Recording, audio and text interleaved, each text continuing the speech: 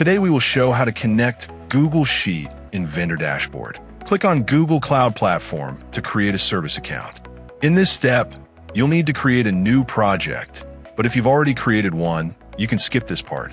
Just click Create Project, give your project a name, and then click the Create button. Next, go to Service Account under the Create Credentials section. Fill in your account information, click Continue, and then click the Done button. After that, click on your newly created service account and go to the Keys section.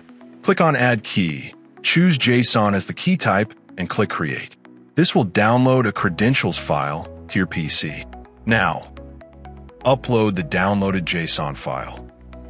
Then click on Next, and then enable the Google Sheet API if you haven't enabled already.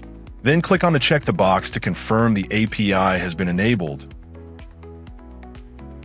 In the next step, copy the URL of your Google Sheet that you want to connect and paste that URL into the URL field in the plugin. Then click Next. Then copy the provided service account ID and give it editor access to your Google Sheet. Go back to the plugin and confirm that access has been granted. Then click Next. Now, copy the app script code provided by the plugin. In your Google Sheet, go to the Extensions menu and click on App Script. Delete any existing code there and paste the new code you just copied, then hit Save. Click the Run button and follow the prompts to grant permission.